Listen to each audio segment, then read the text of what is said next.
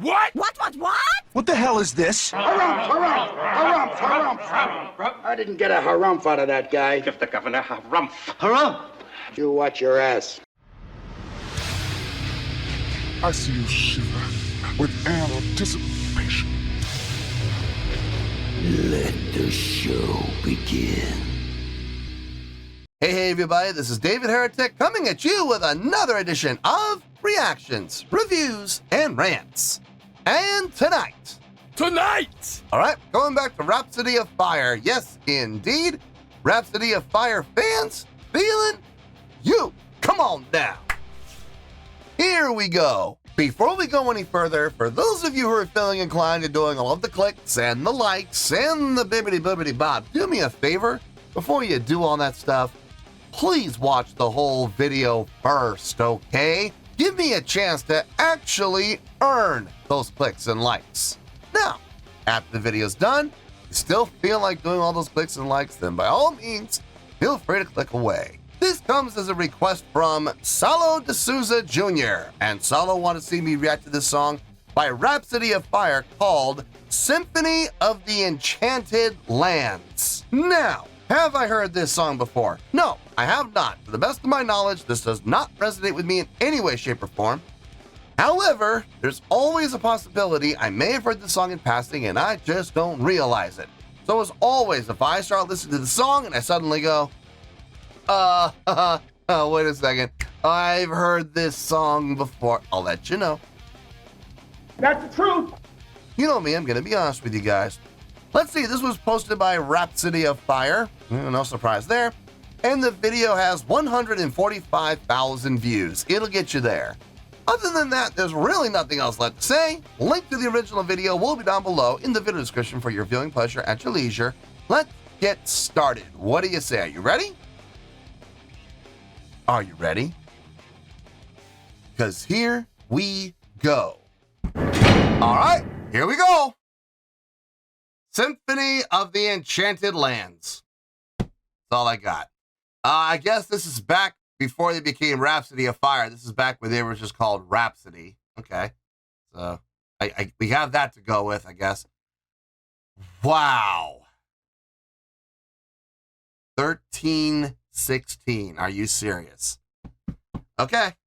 Look, you guys know how I feel about long songs, okay? I got no problem with long songs as long as they are well written, well constructed, well executed. It's entertaining. It's enjoyable to listen to. I'm having a good time. It's got nothing to worry about. On the flip side, it's not necessarily well written or well constructed or well executed. If I'm bored, not engaged, not enjoying myself, I'm going to absolutely tear it to shreds. You know what? I think it might be a good idea if I take some notes. Let me get a notepad here. 1 hour later. All right, got a notepad, got a pen. Gonna have to see if I have to take some notes while I do this one, because it's a long one. All right, let's do this. All right, boy, let's do this.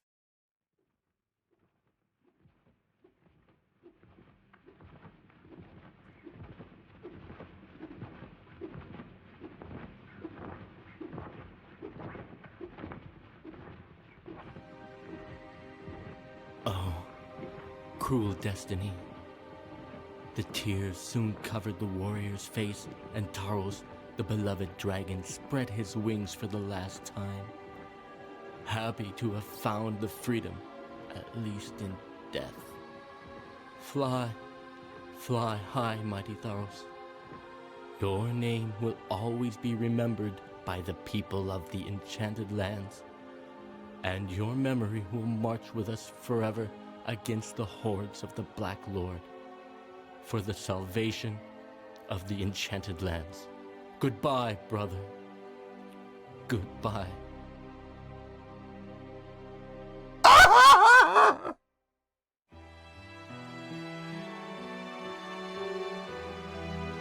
Oh, dear God, please no.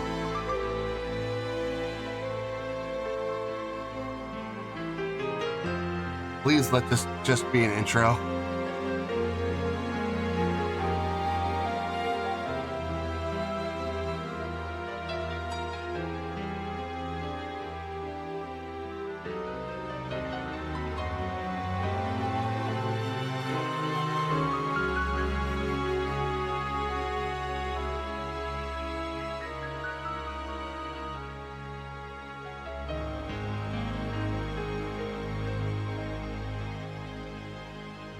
Feels like it's been 3 minutes already.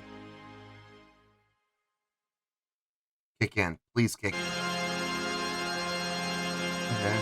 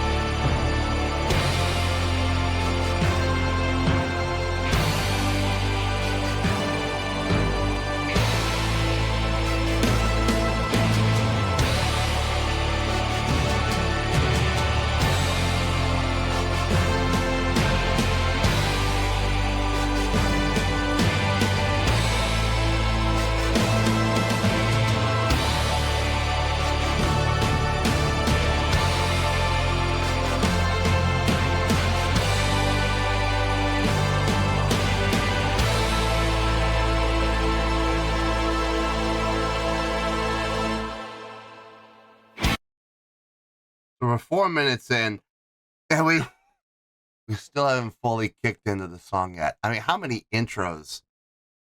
How many intros are too many? You know, technically, we had 4 introductions, 4 intros over the course of 4 minutes. I mean, how many intros does a song need before it becomes too many? You know, 5, 50, 15, 500. I mean, how many intros does a song need before it's too many?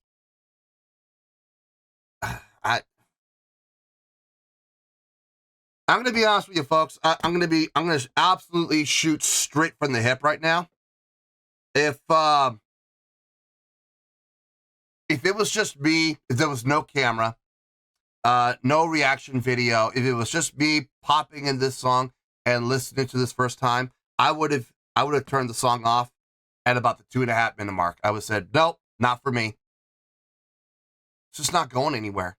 It's really not. It's literally circling right now. It's just spinning its wheels. And I don't see the need. I really don't. I'm sure there's some explanation. I'm sure there is. You know, I'm sure this is probably okay. I don't know for sure, but I have a sinking suspicion that this is a concept album. The entire album tells a story from start to finish. This is a chapter in that story. Where in the story? I don't know. Could be in the middle, could be at the beginning, could be at the end. Not 100% sure. And I'm sure if I knew what the story was, if I had listened to the entire album all the way up to this point, I would probably be possibly a little more vested. But then again, maybe this is the first track, and I would say, nope, next.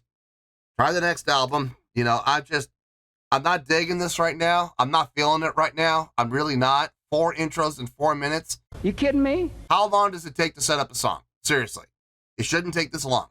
Not if you're doing it effectively. If you're able to write an intro effectively, you should be able to get an intro out no more than 2 minutes. Tops.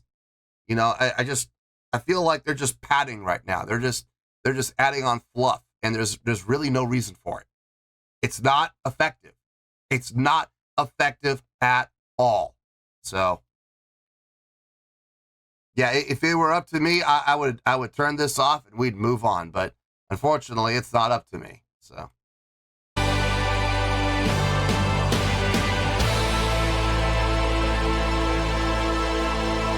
Please tell me we move on. No more intros. Oh, thank God.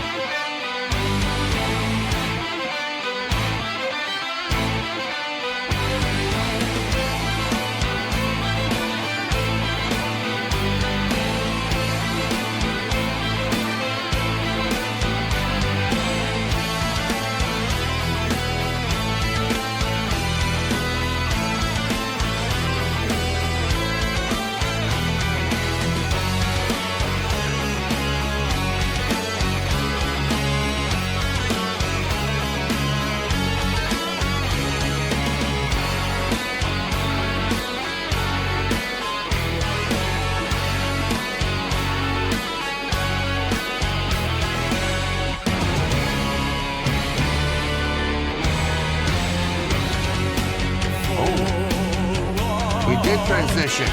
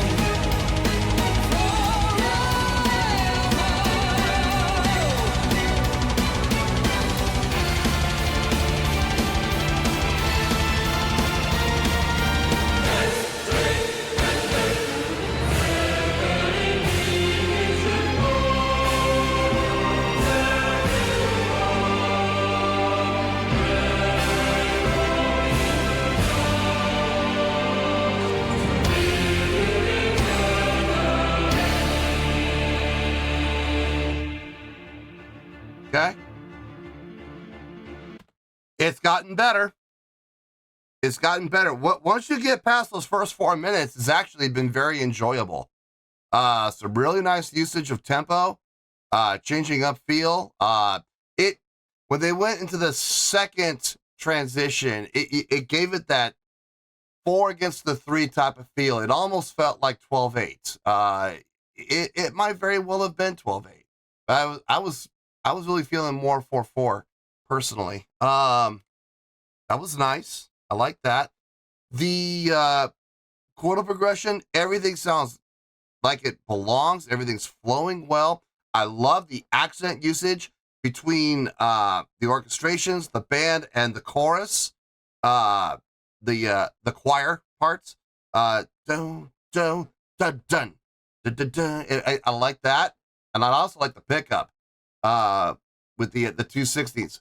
1, 2, 3, and a 1. I like that. It's a nice setup to transition into the next measure. Kind of like a little, like just kind of picking up where we left off. I like that. Yeah, so far, okay, after the 4-minute mark, it's been nice. It's been really nice. Oh God, those first 4 minutes of them, man, those were rough. You know, let's keep going here. Ooh.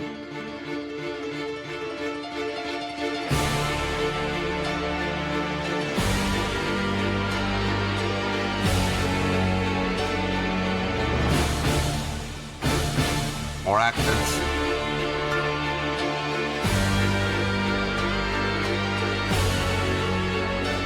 Again.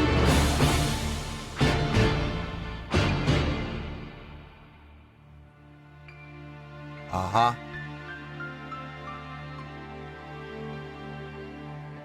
Into an interlude.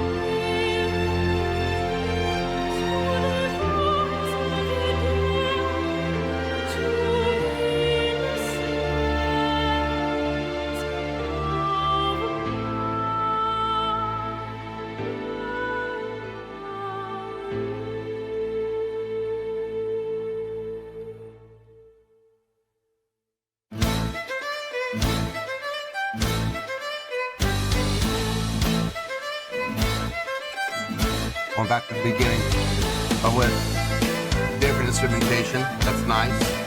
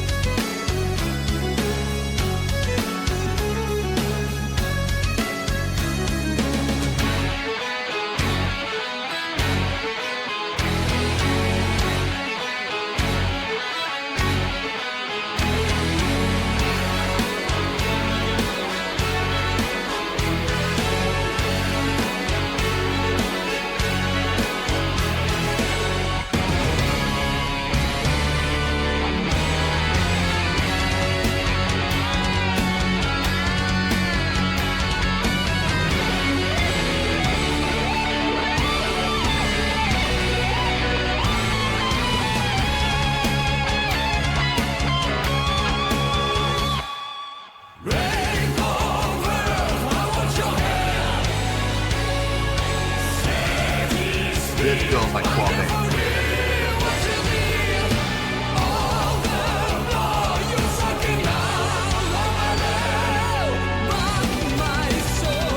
Right back into 4/4 again. Nice.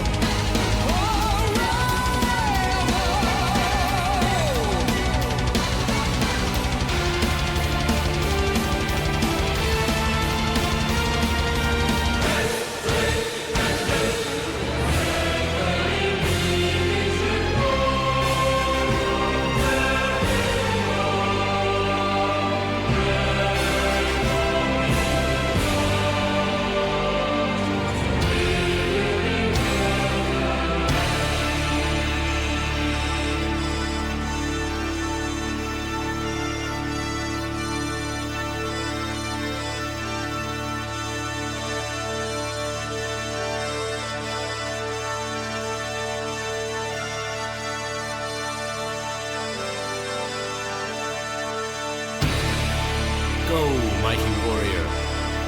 The kings of enchanted lands are awaiting your victory. Ride on the wings of wisdom. Ride beyond the middle valleys to defeat the master of chaos in the name of cosmic justice. Peace and love forever.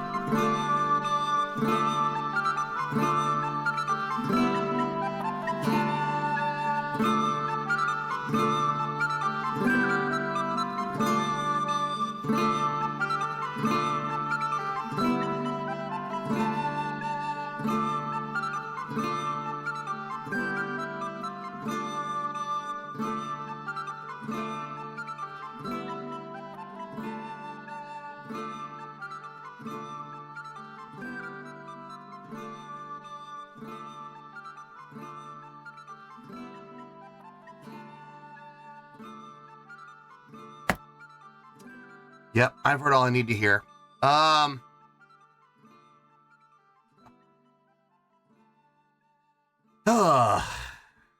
This is gonna be an interesting one, that's for sure. God, it's still going.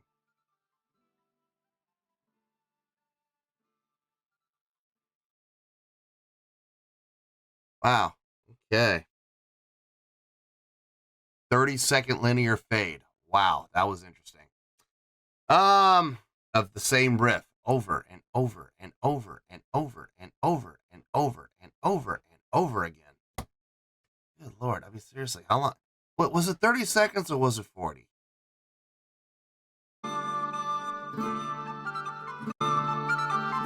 Where did the fade start?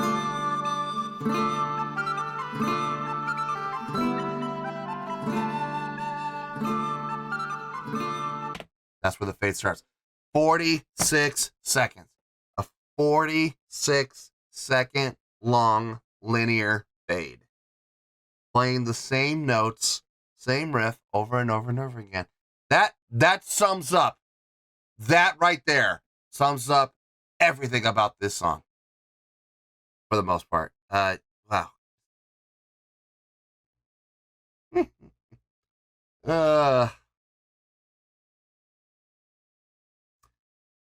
All right.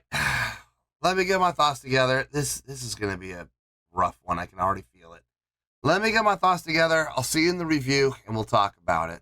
Well, there you go, folks. That was Rhapsody, also known as Rhapsody of Fire these days, with a tune called Symphony of the Enchanted Lands. This was a request from Salo de Souza Jr. Oh, boy. I'm dreading this. I am absolutely dreading this. I don't know if my face showed it, but I could feel my blood pressure going up and up and up over the course of the song. I have a score, and I know it's gonna not sit very well with fans of Rhapsody or of Rhapsody of Fire. Take your pick. You know, half dozen of one, 6 of the other. But it's I guarantee you, I have my reasons. I absolutely have my reasons for giving it this score. And believe it or not, the score isn't as bad as people might think. I'm just going to pre-frame everybody and let everyone know right now, we're not down in the negatives, okay? We're not under 5. It's when you get under 5. That's when you're in the negatives. So like if we was getting like a 4.7 or, a 6.3 or 3.6 or, a 4.2 or something like that. Yeah, okay, now we're down in the negatives. But even a 4.9 would be down in the negatives. It's not that far under, but it's still in the negatives. 5.0 and higher, we're okay. We're in the positives, all right? So keep that in mind before I give my score. It's not as bad as you might think. On a scale of 1 to 10, and I have my reasons, I'm going to give that a 6.4. Yep, 6.4. I feel good about that score. Let me tell you why. Why? Okay. First things first, the 6.4. What does that mean? Well, a 6.4 would translate to a pretty good skill rating. So overall, I think the song is pretty good. It would also get 3 out of 5 stars and a B- letter grade. So there you go, a 6.4, pretty good skill rating, 3 out of 5 stars and a B- letter grade. Now, how did I come up with that score? So glad you asked. Well, actually, I'm not really all that glad you asked because some people are gonna listen to what I say and they'll be fine with it and they'll understand that, I have my reasons and you'll understand where I'm coming from. And other people are just gonna be, inconsolable because their favorite band didn't get a 9. I'm gonna start with all the good stuff first, okay, and then we'll get into the negatives. Let's start with the good stuff. The songwriting, the main riff, okay, the riff that they came up with. They were nice. They were pleasing to the ear. The chordal progressions made sense. Melodics made sense. Harmonics made sense. The use of dissonance, I like it. I do like the use of dissonance because it didn't stay dissonant for very long. When it would go dissonant, it would resolve very quickly, which I was really happy about. The dissonance didn't stick around for too long. As a matter of fact, it could have stayed longer, but I'm glad it didn't. I'm glad it didn't. I'm glad they resolved it relatively quickly. The choir usage, I like it. I do like the choir usage. It gave it a richness to the overall tone and the overall sound and the overall presentation. I would dare say I would dare say that with this style of song, the choir was borderline necessary. I think they could have done without it, yes, but it would have been thin. The song would have been absolutely lacking in richness and fullness. So yes, it was good. And the reason I'm saying that is, yes, I heard the orchestrations. Absolutely. There were orchestrations, there were orchestrational voicings. There were woodwind tones, there were string tones, there was brass in there. Absolutely. But it was all digital. All of it. Every single time the brass would come in, it had the exact same attack, the exact same sound, the exact same depth, the exact same voicings. It was clearly digital. It even had a digital tone to it. It really did. And the same thing can be said for the woodwinds. The same thing can be said for the strings. It was all digital. Now, is there anything wrong with that? No, there's nothing wrong with it. You use what you got. And let's be honest, hiring an orchestra to perform and record an album with you is not cheap. And unless you are a very successful band and you are making your record label a lot of money, the record label's probably not going to put up the money for it. You know, they're probably not. So I get it. I understand. But the choir, the vocals that were in there definitely helped add to the warmth and add to the fullness. I liked it. I liked what was happening there. And the orchestrations, yes, they may be digital, but they were used appropriately. The usage of the brass in the louder, the more intense parts, where the volume was up on, where we had the dynamics up. Yes, makes perfect sense. In the interlude, when we came into the interlude, very nice usage of very light woodwinds, mostly clarinet and flute. And I heard an oboe in there. I did hear an oboe tone, solo oboe tone, which was nice. It wasn't a bunch of oboes, thank goodness. I believe I might have even heard a bassoon in there, but mostly clarinet and bass clarinet and some flute usage. But very light and very low in the mix, or really down in the pianissimo register, which was nice to kind of let the strings kind of take the lead, and more importantly, let the vocalist come into play. Speaking of the vocalist on the interlude, honestly, if I'm being honest, probably the most impressive vocalizations on the entire song. I know in one of the intros, one of the 4 intros, we'll get to that in a second. I know that he was belting and he was, going up in register and being powerful and projective, and that's wonderful. That's nice, but it wasn't as impressive to me as the vocalizations in the interlude, showing some great control, swell in and swell out, usage of dynamics, diction, pronunciation, vowel formation, able to hold a clean tone, a clean note, no vibrato. Definitely helped. It was far more impressive to me than anything else that happened vocally from the lead singer within the song.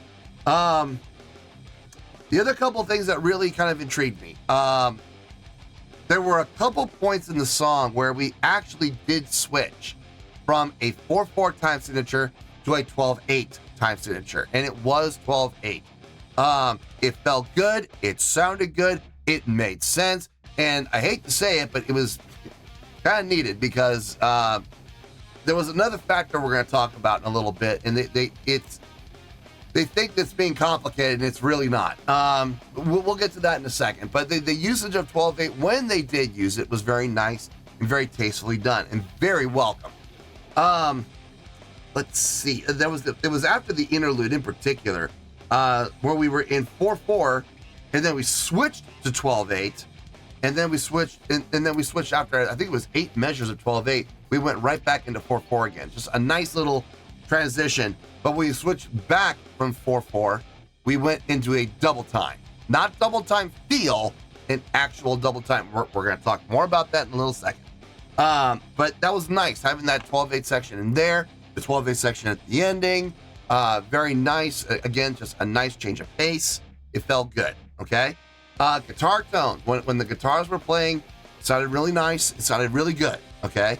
Bass, had a real hard time hearing the bass in this.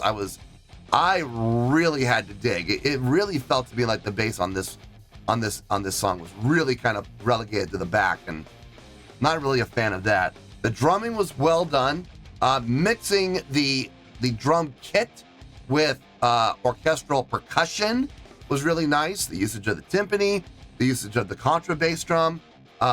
It felt nice. It felt good. It sounded good. Nice hybrid between the two. And the snare, obviously, within the concert percussion. Okay. I believe that's all the good stuff. Now, let's get to the negatives. Starting at the beginning.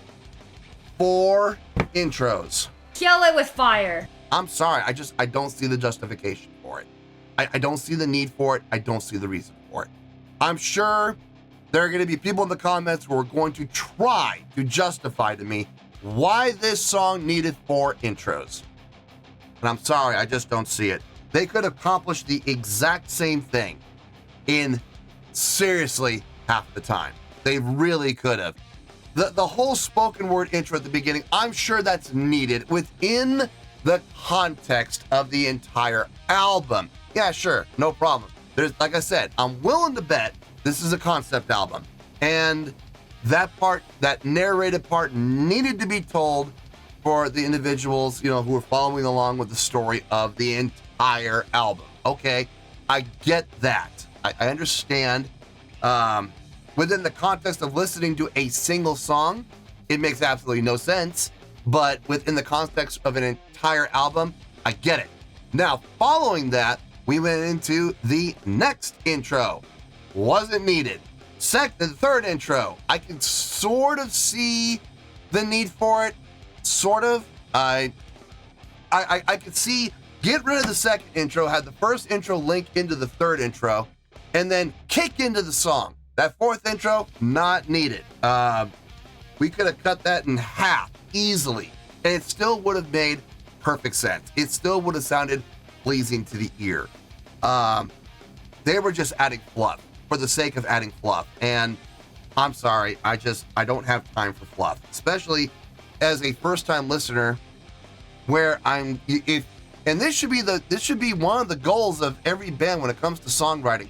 You need to hook your listener, especially if it's a new listener, someone who's never heard of your band before, because this is how it goes down, folks. When you have it, okay, let's look at this from a professional standpoint. Okay, you bring the song that you recorded, okay, and you bring it to an A&R guy, or you bring it to a record label, you bring it to a distributor, whatever you're going to bring it to.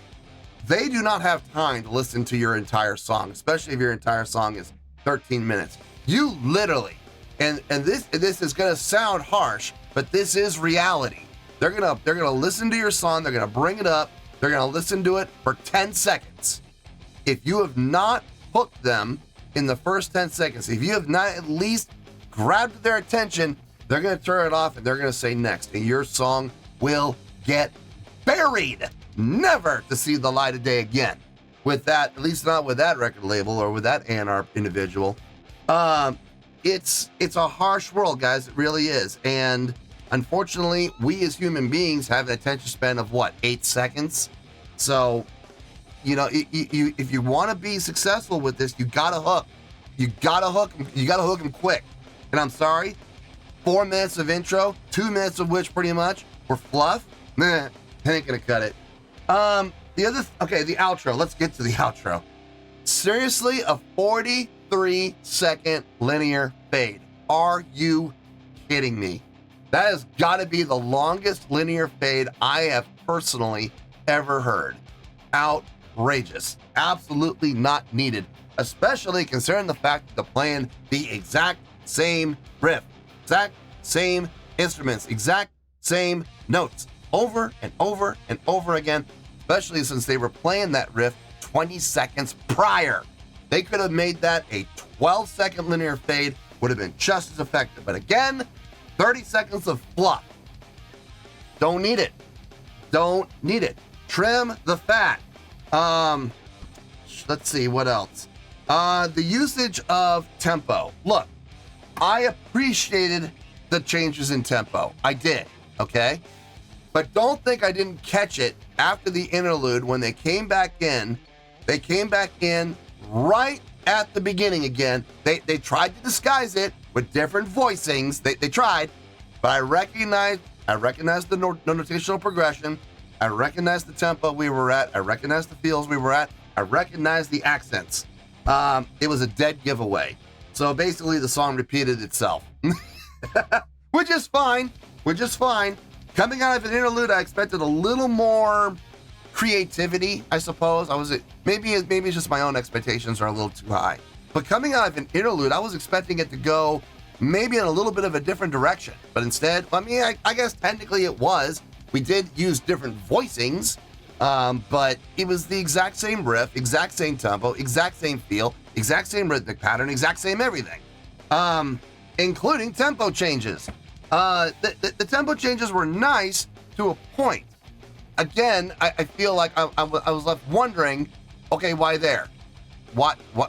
Okay, we're not going into double time. We're just shifting tempo to a slightly faster tempo, and then a much faster tempo, and it happened a little rapidly to boot. It kept, now granted, it did keep my attention, yes, but at the same time, it's like, okay, why? For what reason? What purpose does this serve within the context of the song? So I don't get that part. I really don't. I don't understand why. All the usage of tempo change. I would have been more impressed if they had gone with feel change. Staying at the same tempo and giving it like a double time feel. I think that would have been far more conducive to the song and not nearly as jarring, not nearly as abrupt. And maybe utilize some halftime feel as well. This song it was, okay, here's what the song came down to. And I'm going to end with this because I know we're already at like a 45-minute long video. I can feel it. The song dragged, a lot of fluff, a lot of unnecessary movement and motion within the song. Sometimes less is more, sometimes it is. And sometimes you can do too much and you can overproduce. And I really feel like they were kind of victims of that when it came to this song. I've heard other songs from Rhapsody of Fire that I felt were much better written, much more engaging, much more entertaining. This song, no, not feeling this song whatsoever. It's still getting a pretty good score of 6.4 for all the good things that it did. Unfortunately, all the negative things they did brought it out of the 8s and down into the 6s. So, yeah, 6.4, that's where we ended up. And I feel good about that score. I gave you all my reasonings why, and that's where we're going to stay. So let's wrap everything up here at a nice shiny bow, shall we? We have a 6.4, which is a pretty good skill rating, 3 out of 5 stars, and a B- letter grade. Take your pick, I don't care, whichever one of those floats your boat. Final word, final score, I have spoken. Well, that's going to do it for this edition of Reactions, Reviews, and Rants. Hope you all enjoyed the show. Hope that was able to entertain you. If I was able to put a smile on your face and brighten your day, that did my job, and I'm so glad I could do it. If you guys feel like joining the fan base, go ahead and click on that button down there. If you guys want to like the video, go ahead and like the video. If you guys want to ring the bell, go ahead and ring the bell. It honestly doesn't make any difference at all to me, but if you guys feel like doing these things, well, then by all means, feel free to do so. Well, that's going to do it for tonight, folks. Thank you very much for watching, and as always, this is David Heretic signing off, reminding you to stay fabulous and support each other. Later. Peace.